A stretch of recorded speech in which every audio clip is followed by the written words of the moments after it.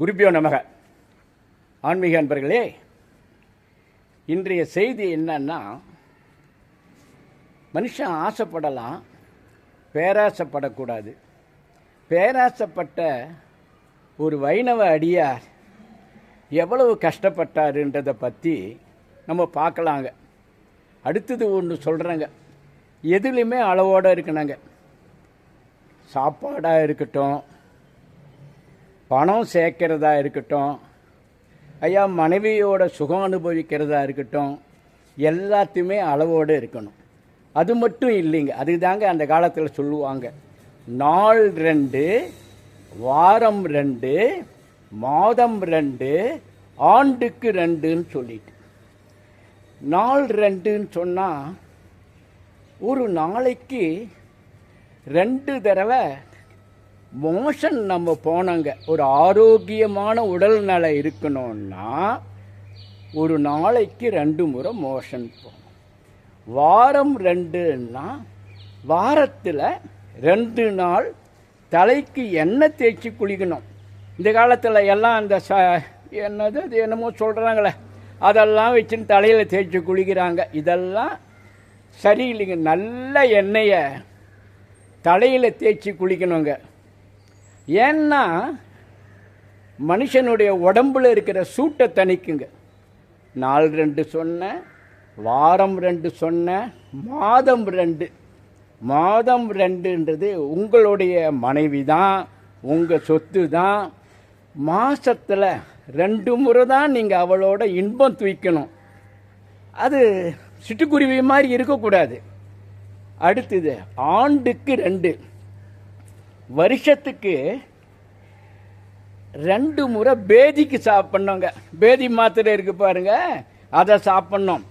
நீங்கள் இதை செஞ்சீங்கன்னா உடல் பருமன் வராது. போய் அங்கே போயிட்டு இங்கே போயிட்டு நேற்று நியூஸில் பார்த்தாங்க, ஒரு ஐடிக்கார கம்பெனிக்காரன் பாண்டிச்சேரியிலேருந்து ஒருத்தன் வந்து ஒரு ஆஸ்பத்திரியில் போய் உடம்பு குறைகிறான்னு சொல்லிட்டு ஆப்ரேஷன் பண்ணிட்டு அது செத்து போனான். உடம்பை குறைக்கிறதுன்றது இதுதாங்க. ஆரோக்கியமாக இருக்கணும்னா இதை நீங்கள் பின்பற்றினீங்கன்னா கண்டிப்பாக உடம்பு ஆரோக்கியமாக இருக்கும். சரி, இப்போ நான் என்ன சொல்கிறேன்றதை கொஞ்சம் கேளுங்க.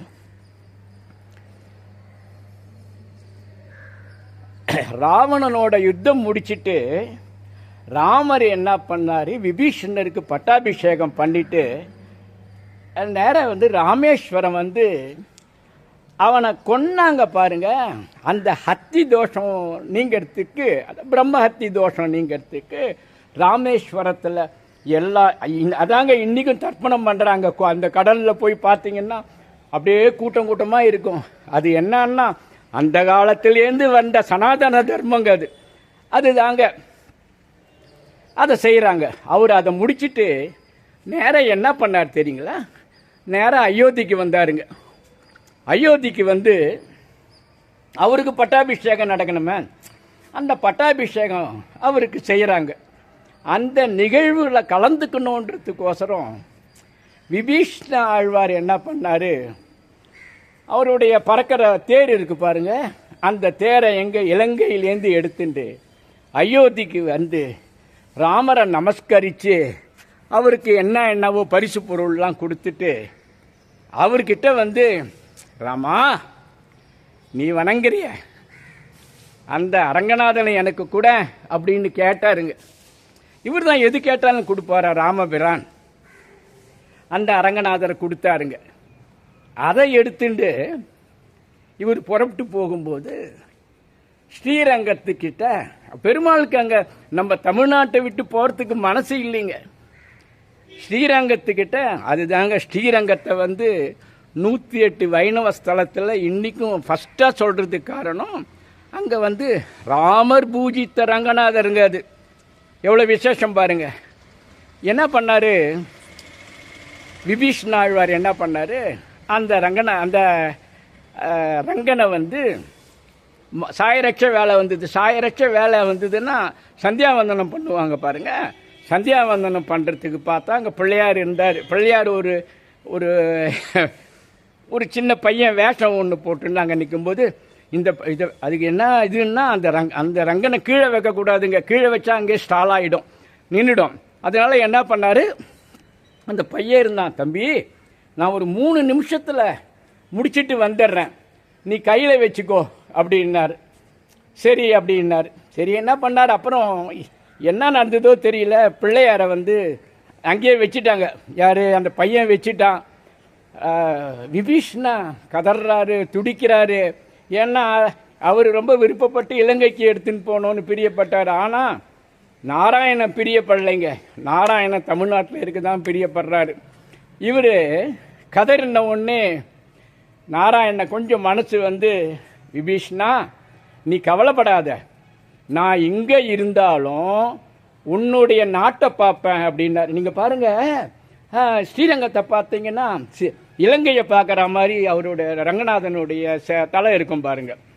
அது மட்டும் இல்லைங்க, நாராயணன் அவர்கிட்ட சொல்கிறாருங்க, நீ என்ன பண்ணு, ஒரு ஏகாதசிக்கும் என்னை வந்து நீ வழிபாடு செய், நல்லா ஒன்று ரொம்ப க்ஷேமமாக இருப்ப அப்படின்னாருங்க. அதனால் என்ன பண்ணார், விபீஷண ஆழ்வார் என்ன பண்ணார், இலங்கைக்கு போயிட்டு ஒரு ஏகாதசி நாள்லேயும் ஸ்ரீரங்கம் வருவாருங்க.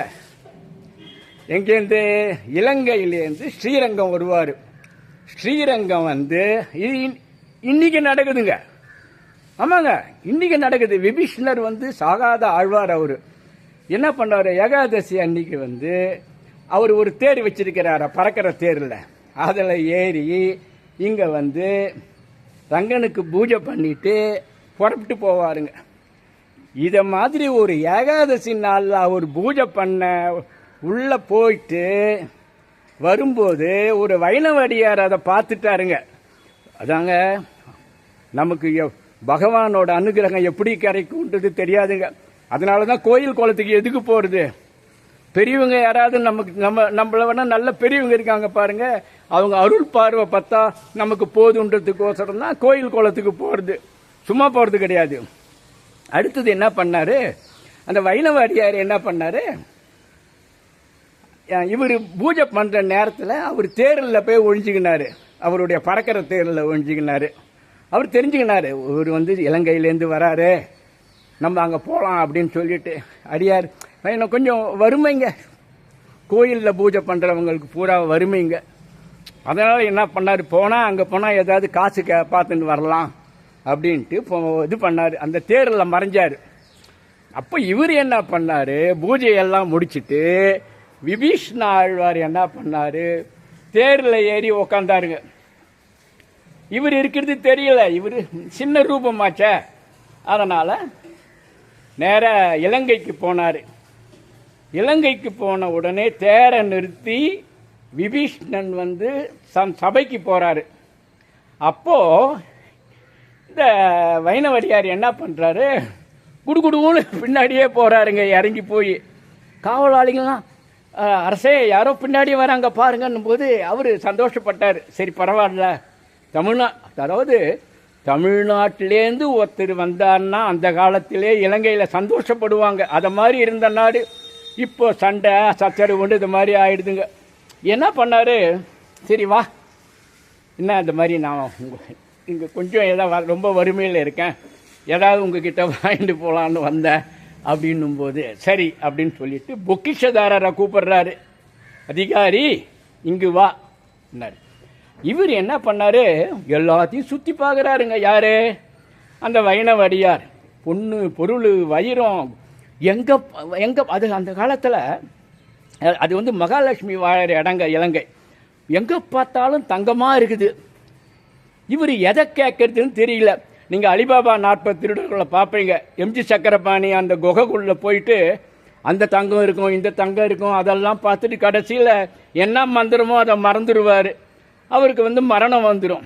அதே மாதிரி இவர் என்ன பண்ணார், எல்லாத்தையும் பார்த்துட்டு ஒரே ஒரு என்ன வேணும்னு பொக்கிஷதாரர்கிட்ட என்ன கேட்டார், விலை மதிக்க முடியாதது இங்கு என்ன இருக்கோ அதை எனக்கு கொடுங்க அப்படின்னாரு. யார், இந்த வைணவடியார். அப்போது இந்த பொக்கிஷதாரர் போயிட்டு உள்ளே போனாருங்க. அந்த இரும்பு கேஷ் செஸ்ட் இருக்குது பாருங்க, அதை ஓப்பன் பண்ணாருங்க. அதில் என்னன்னா ஒரு ஒரு பெரிய பெட்டி. அந்த பெட்டியை எடுத்துன்னு வந்தார். பெட்டியை எடுத்துன்னு வந்து ஒரு ஊசிங்க ஒரு ஊசி இருந்தது அதில். இதுதான் எங்கள் ராஜாவோட விலை மதிக்க முடியாத பொக்கிஷம்ன்றாரு. அது எந்த காரணத்தால் ஊசி அங்கே இருந்ததுன்றதை பற்றி இன்னும் ஒரு வீடியோவில் நான் சொல்லுவேன். இவர் விலை மதிக்க முடியும் என்னங்க ஊசிங்க. அந்த ஊசியை எடுத்து கையில் வச்சுன்னு நேரம் அந்த தேர் இருக்கு பாருங்க, பறக்கிற தேர், அதில் பொக்கிஷதார இவரை எடுத்துன்னு போயிட்டு அமலா மண்டபத்தில் திருச்சியில் அங்கே வந்து அவரை டொப்புன்னு போட்டாருங்க. அவர் அந்த ஊசியோடு கீழே விழுந்தார். அங்கே இருக்கிற வைணவடியாருங்கெல்லாம் என்னையா மேலேந்து வரிய என்னையான்னாரு. இதை மாதிரி நான் அங்கே போனேன், அங்கே போய் விலை மதிக்க முடியாதது கொடுன்னு கேட்டேன், ஊசியை கொடுத்தாங்கன்னும் போது அன்னு எல்லாரும் சிரிச்சாங்க. இது எதுக்கு சொல்கிறேன்னா, ஆசைப்படு, பேராசப்படாத. மைதாஸ் பேராசப்பட்டு தொட்டதெல்லாம் தங்கமாகணும்னு சொல்லி அவனுடைய பெண்ணை தொட்டு அது பொண்ணாகி கடைசியில் கஷ்டப்பட்டான் இல்லை. புரியுதுங்களா? இது மாதிரி அரிய தகவல்லாம் உங்களுக்கு சொல்கிறேன். டிலக்ஸ் ஸ்ரீதரன்னு சப்ஸ்கிரைப் பண்ணி பாருங்கள். நன்றி, வணக்கம். ஹர ஹர ஹர ஹர மகாதேவ்.